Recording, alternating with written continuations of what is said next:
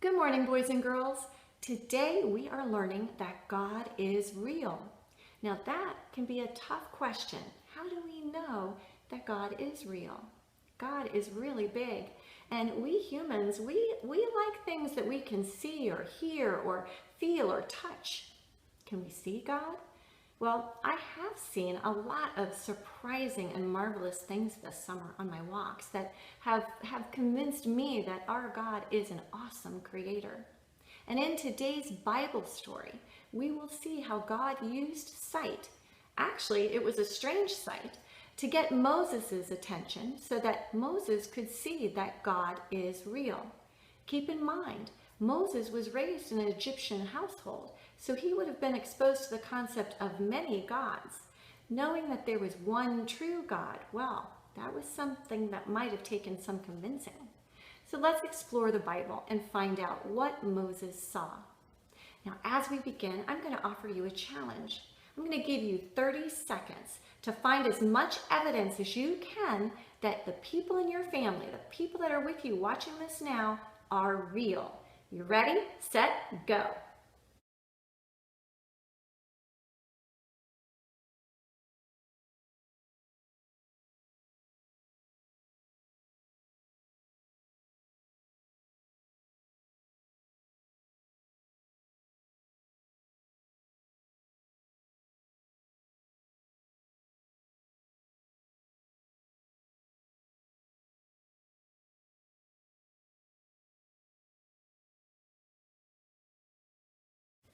What evidence did you guys find that your family members are real? Just call out your answers.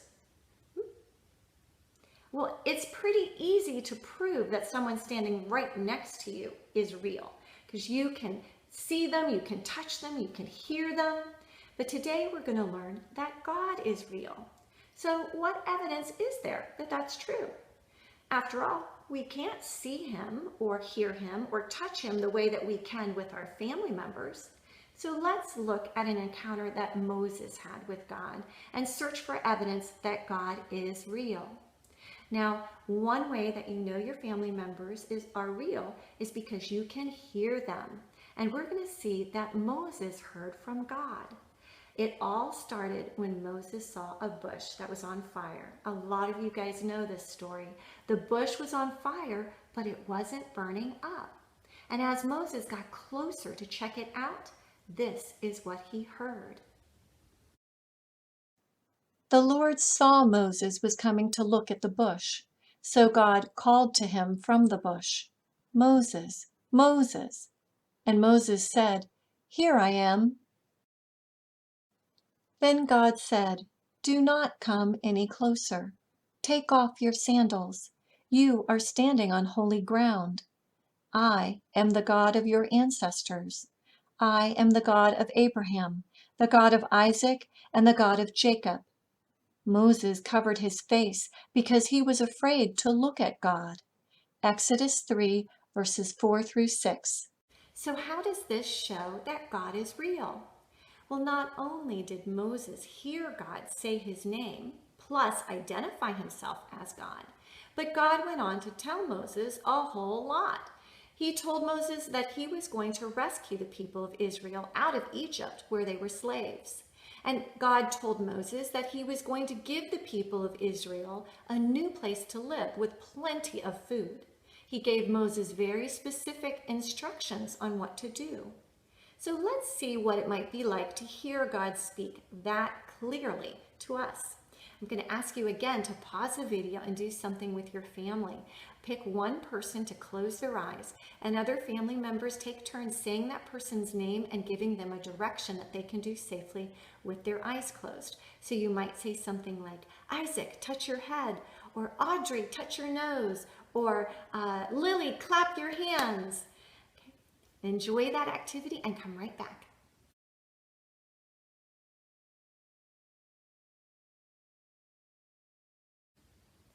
How well could you hear your family members? Well, think about how that compares to how you hear God. Sometimes it can be hard to hear God the same way that we hear a human voice. In fact, you may even wonder if God is real. But we just saw evidence that God can speak as clearly as your family members spoke to you. Plus, God is still speaking to us today. It might not always be a voice that we can hear, but God does speak to us through the Bible, through other people, through what we feel and sense in our hearts, and through his amazing creation. We know that God is real because Moses heard him, and we can listen for him today. Another sign that your family is real is that you can touch the people that are in your family. Now, we can't touch God, not in that way, but God did ask Moses to partner with him to do the work of freeing people from slavery. God said this: I have come down to save them from the Egyptians. I will bring them out of that land. I will lead them to a good land with lots of room. This is a land where much food grows.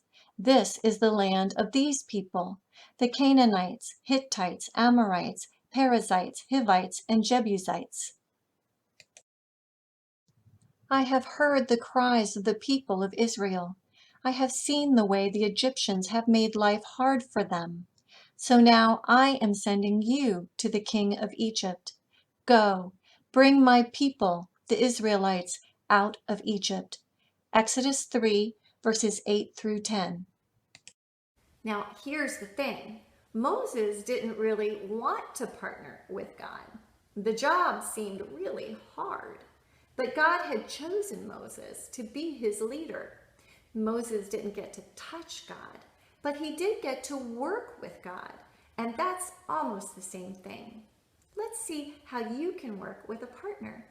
And we're going to take another little break, a pause, and I'm going to ask you to buddy up with someone, and one of you is going to close your eyes and the other one is going to hold onto their arm and lead them around the room. Be a really good buddy and keep them safe. Don't make them bump into things. Take turns and switch off and come back to the lesson.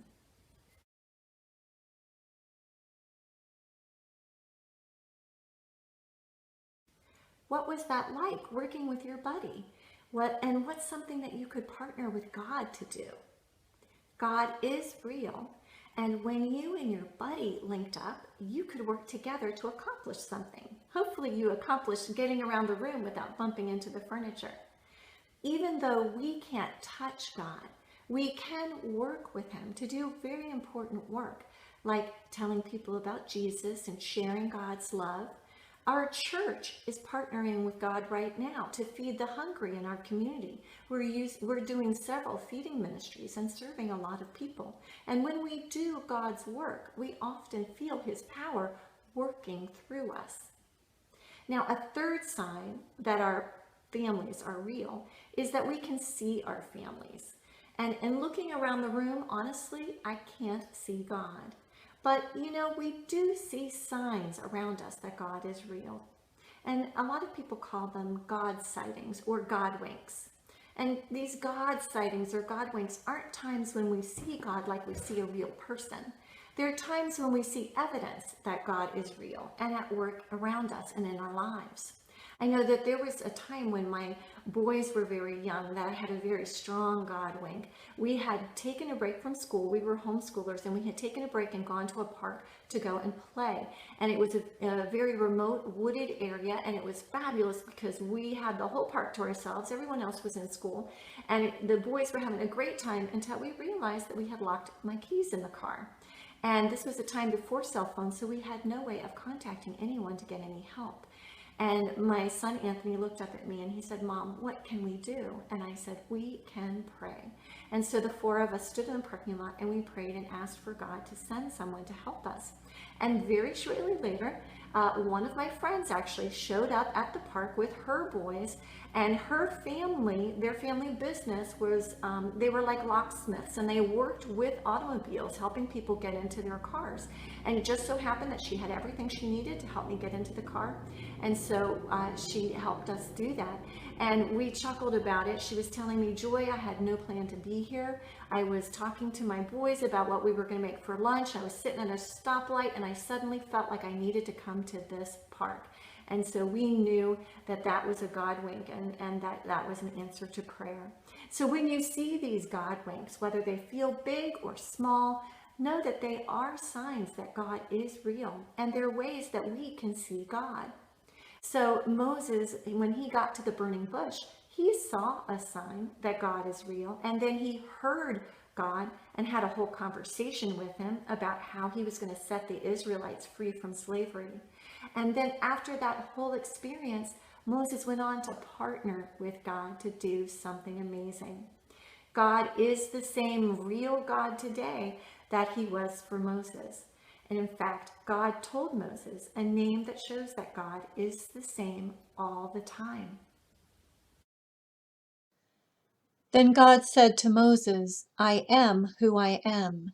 When you go to the people of Israel, tell them, I am sent me to you. Exodus 3, verse 14. I am is a name that shows us that God is always the same. He just is. So we can pay attention to how God is real as we listen for him, as we work alongside and partner with him to do good works, and as we keep an eye out looking for God winks. Well, boys and girls, I have another fun video for you, a song called One True God. I hope you enjoy it, and then come right back. I have a game for us to play before we close.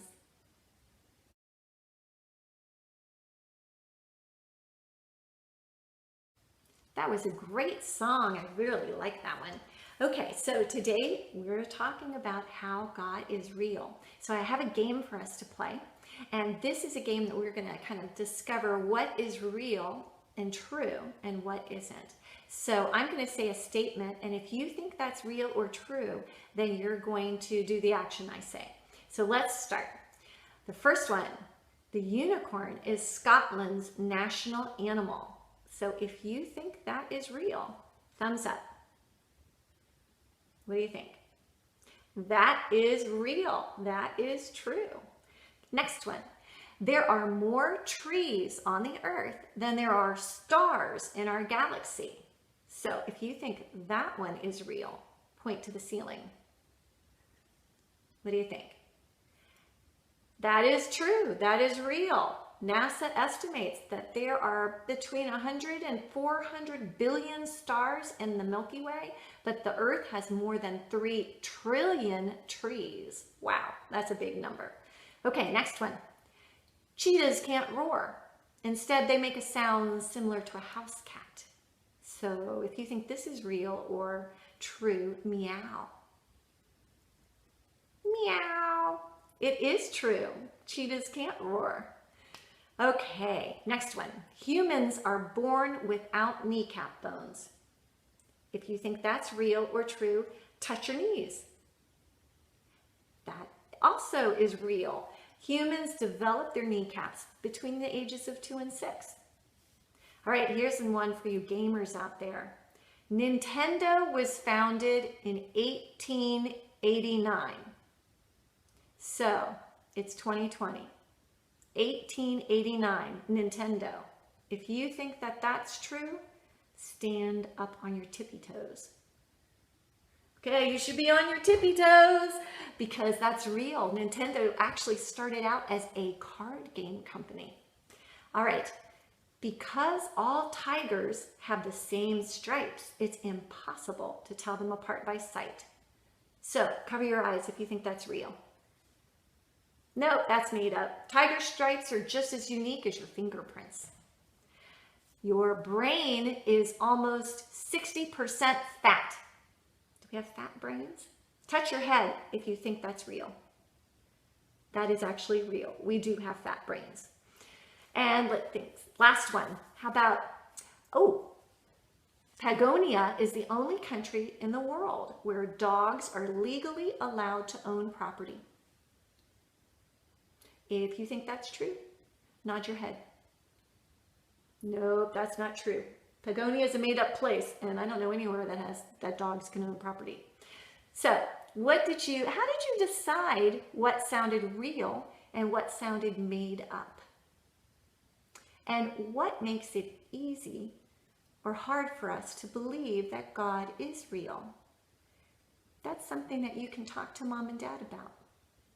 Now, God is real, but that's not always easy to believe.